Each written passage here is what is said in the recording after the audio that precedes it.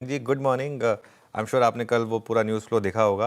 कैसे देख रहे हैं आप इसको? क्या पहली बात, क्या सहमत हैं आप इस कदम से जो हो रहा है? और क्या अब मोर और लेस माना जाए कि बस वीकली ऑप्शन एक्सपायरी तो अब खत्म होगी, ये अब कैलिब्रेटेड वे में अगले 3 से 6 महीने में मान के चलें क्या कि सिर्फ एक मंथली एक्सपायरी हुआ करेगी?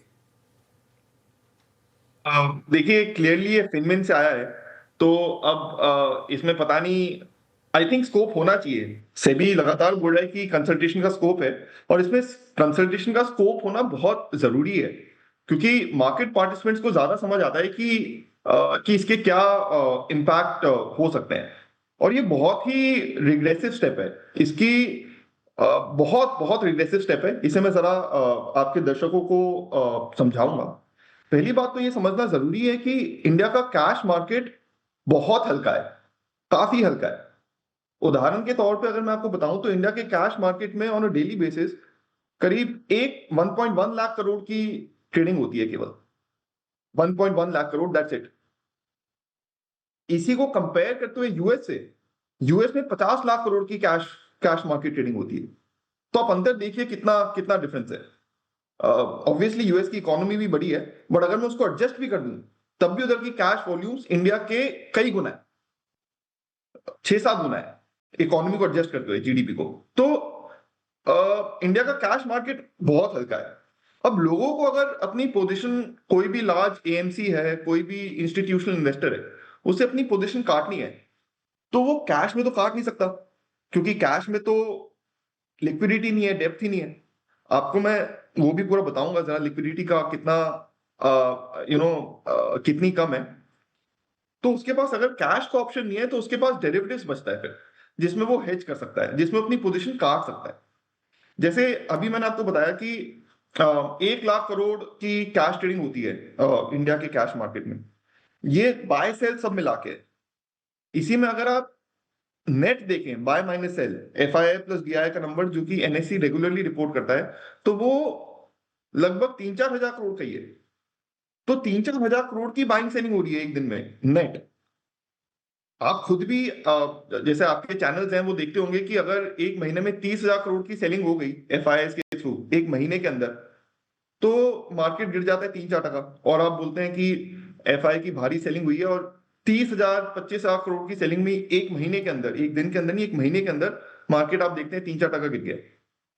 तो अब एएम्स, जो लार्ज एएमसीज हैं, जो लार्ज इंस्टीट्यूशनल इन्वेस्टर्स हैं, उनके पास कैश मार्केट में तो हेज करने का, जैसे कोई एक आईसीआईसीआई एएमसी है, उसके पास 7 लाख करोड़ का एयूएम है। उसे अगर अपना एक पोर्शन ऑफ दी एयूएम भी हेज करना है, लेट्स से 40% उसे हेज करना है, 3 लाख करोड़ से हेज करना है, तो वो कैसे करेगा हेज?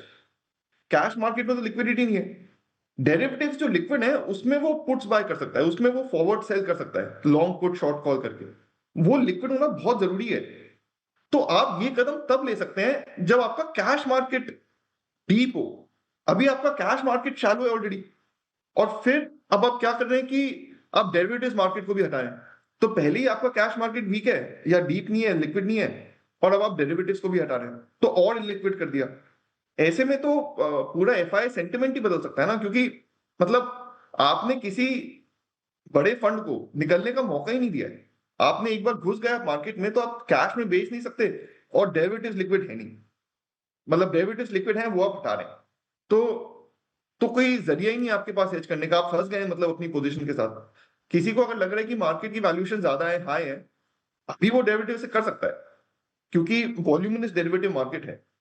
बट अगर ये हट गया डेरिवेटिव का वॉल्यूमिनसनेस, अगर ये खत्म हो जाती है, तो फिर उसके पास हेजिंग का कोई जरिया नहीं बचता है। फिर वो क्या, अगर कोई, जैसे मैंने एएमसी की बात करी, आईसीआईसीआई एएमसी की, अगर वो 7 लाख करोड़ के एयूएम पे है, और उसे मात्र, उसे लग रहा है कि मार्केट हाई पे उसे अपना पूरा, लेट्स से, अपनी पोजीशन को एक तरह से स्क्वायर ऑफ करना है, और वो डिसाइड करती है कि 3 लाख करोड़ में स्क्वायर ऑफ करना चाहती है, तो ये कैश मार्केट तो नहीं सकता।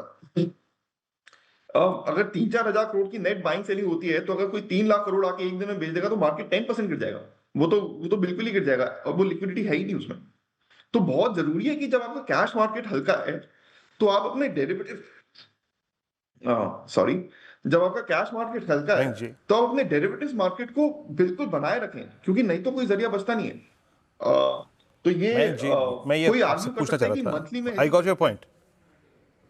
मैं आपकी बात समझ गया। आपने कहा कि आपने एक यूएस से तुलना करके दिखाई हमारे वॉल्यूम्स की, हमारी डीएक्टिविटी की वर्सेस यूएस। पर आप कहना क्या चाह रहे हैं? मतलब क्या वीकली कॉन्ट्रैक्ट का परसिस्ट करना चाहिए टू प्रोवाइड हेजिंग ये मैकेनिज्म बिल्कुल टू करना चाहिए, इंस्टीट्यूशंस? बिल्कुल करना चाहिए, क्योंकि हाँ, आपका कैश मार्केट हल्का है। बट अब नहीं, अगर आप बट डेरिवेटिव्स मार्केट हमारा से भी हम वॉल्यूम्स हटा नहीं नहीं देंगे तो डबल मयंक जी, वैल्यू हो हमारा जाएगी। तर्क ये है, नहीं नहीं, तर्क ये है कि जो हमारा रिटेल है वो काफ़ी पैसा एग्जॉस्ट कर रहा है। उनके पास वो हाँ, टूल्स नहीं है टू फाइट इंस्टीट्यूशंस, वो एग्जॉस्ट कर रहा है। तो बीच का चारा क्या होगा? हाँ, कि आपको मैं इस पे आता हूँ जरा, मैं और थोड़ा विस्तार में अपने पॉइंट को कंटिन्यू करके इस पे मैं आता हूँ। तो बेसिकली कोई आर्ग्यू कर सकता है कि मंथली में हेजिंग हो सकती है, बट वो वैसा नहीं हो सकता, क्योंकि मंथली में वो वॉल्यूम्स है ही नहीं। अगर आप 2017 से पहले जब केवल मंथली चलते थे तब उनकी वॉल्यूम्स देखें तो उसमें बिल्कुल वॉल्यूम होते ही नहीं थे कि आप कोई हेजिंग कर सके। जो सेबी का, जो फिनमिन का मेन मुद्दा है वो रिटेल लॉसेस है। और वो रिटेल, तो आपको रिटेल लॉसेस को एड्रेस करना है। आपको ये इतना इतना जो आपका बढ़िया मार्केट चल रहा है उसे बंद नहीं करना। आपको रिटेल लॉसेस के प्रॉब्लम को स्पेसिफिकली एड्रेस करना है। आपको उनकी इन्वेस्टर एजुकेशन बढ़ानी है। आपको सीएफए जैसे उनके कठिन एग्जाम होने चाहिए। या आप सेबी की एक रिपोर्ट आई थी लास्ट ईयर जिसमें सेबी ने बताया था कि 2024 में जो रिटेल जो लॉसेस हुए थे रिटेल के, उसमें से करीब 50-60% लॉसेस लेस देन 5 लाख वाले सेगमेंट पे हुए थे। तो अब उतने उन उन इतने मतलब निचले वर्ग जिनकी इतनी कम इनकम है, उनको आपको अलाउ ही नहीं करना चाहिए मार्केट में। तो एक रिस्क एपेटाइट बेस्ड फ्रेमवर्क लाना चाहिए जिसमें जिनकी 5 लाख से कम है या 10 लाख से जिनकी कम है वो भी काफी नुकसान दे रहे थे, उनको आपको बैन करना चाहिए। ये जो हमारा डेरिवेटिव्स मार्केट है ये बहुत डिजायरेबल है। मतलब सारे देश, कहीं जो भी आप मैच्योर मार्केट्स देखेंगे सब चाहते हैं कि उनका डीप डेरिवेटिव्स मार्केट हो, ताकि फंड मैनेजर्स अंदर बाहर कर सकें। ये बहुत जरूरी है कैपिटल फॉर्मेशन के लिए, क्योंकि नहीं तो अंदर बाहर कर ही नहीं सकते, कैश मार्केट तो बहुत हल्का रहता है। तो आप यूएस में देखिए, यूएस में वीकली एक्सपायरीज पहले लाए वो S&P 500 में, फिर वो डेली एक्सपायरीज ले आए। ब्राजील में अभी रिसेंटली उन्होंने वीकली एक्सपायरी शुरू की है। यूरो स्टॉक्स में है ही, जो यूरोप का बेंचमार्क इंडेक्स है। हैंग सेंग में है, कॉस्पी में है, तो जो कोरिया का इंडेक्स है। तो सारे ही मेजर इंडेक्सेस में वीकली एक्सपायरीज हैं, और वो देश देश बढ़ाना चाहते हैं अपनी वीकली एक्सपायरीज, मतलब अपने डेरिवेटिव वॉल्यूम को वो बढ़ाना चाहते हैं, ताकि वो कैश को एक सब्स्टिट्यूट की तरह एक्ट करे। ये कैश, फ्यूचर्स और ऑप्शंस ये सब साथ में चलते हैं। तो आपका एक में वॉल्यूम दूसरे में लिक्विडिटी लैंड करता है। तो लोग इन मार्केट्स को डेवलप करना चाहते हैं। सरकार का इशू अगर इन्वेस्टर रिटेल लॉसेस से है तो उसको पॉइंटेडली एड्रेस करना चाहिए। ओके। इतना जो बढ़िया मार्केट चल रहा है उसको एक आउटराइटली बंद करना, तो मतलब मुझे लगता है बिल्कुल भी चल अप्रोप्रिएट कदम नहीं होगा। और बिल्कुल। बाकी चलिए। मार्केट जैसा मैं बता रहा हूँ वो चाह रहे हैं कि उनका मार्केट भी हमारे जैसा बने। चलिए, समझ गए आपकी बात को। देखिए, हर टॉपिक पर डिफरेंट पॉइंट ऑफ व्यूज़ होते हैं, तभी मार्केट बनता है। मयंक जी, बहुत बहुत शुक्रिया आज हमारे साथ जुड़ने के लिए। तो कभी डिटेल में इस पे और डिस्कशन करेंगे। For now